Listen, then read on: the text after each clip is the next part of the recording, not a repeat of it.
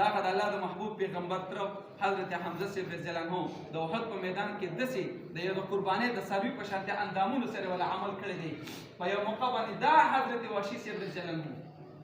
د الله محبوب پیغمبر چې کله مکه فتح شوله دی دغه ته وتښتېدو لاړو حبشې ته لاړو بیا وروسته چې کوم دی نو چا ورته وویل چې راشه ایمان راوړه د الله محبوب پیغمبر ډېر چې کوم دی حلیم شخصیت دی ډېر د صبر نه ډک چې کوم دی د صبر خاوند دی او تا به ماف کړي د ویل زما توبه به قبول شي او که قبوله به نه شي زه به څنګه مخامخ کېږم د الله محبوب پیغمبر ته به په کومو سترګو باندې مخامخ کېږم چې لکه د دې د تره سره او د دې د خاندان سره ما کوم عمل کړی دی بیا ورته چا وویل چې الله محبوب پیغمبر ډېر نرم مزاجه دی او ډېر چې کوم دی نو هغه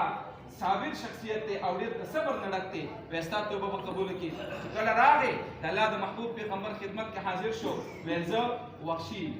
رضی الله عنه زه هغه یم چې ستا تره مې شهید کړی دی او هغه مې په نیزه باندې ایښتی دی ویل زما توبه قبوله ده توبه وباسم ایمان راوړم مسلمانېږم د الله محبوب پیغمبر ورته ویل ایمان دې قبول دی توبه دې قبوله ده ایمان او اسلام دې قبول دی خو پام کوه چې ګورې زما مخکې له مدرسه زما مخکې له مدرسه چې تا وینم نو ما ته به خپل تره رایادېږي توبه دې قبوله ده زما عزتمندو په دې کې موږ ته یو لوی سبق دی حالات راځي الله ته افسوس پاري بجلیګر صاحب رحمت الله علیه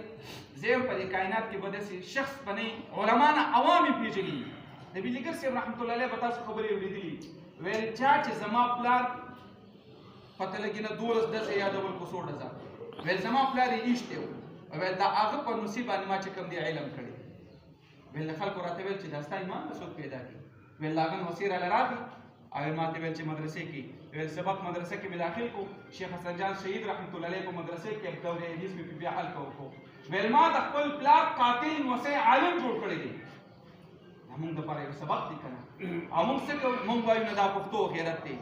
پلانټي برا پس خان دي ډنګري برا پس خان دي دی بدا په غور راکې زما عزتمند موږ چرته په دین باندې غیرت ونه کو الله او د الله محبوب پیغمبر باندې موږ غیرت نه کوو او چې کوم شیطانی خبرې دی پاږي کې موږ غیرت ته تیار نه سو پاږي کې موږ پښتو ته تیار نه سو زما عزتمند الله دې وکړي چې زما خبرې د ټولو په زړونو کې هغه چې کوم دی راسخي پریوزي او دل او دماغ ته خوشي او عمل توفیق په الله مونږ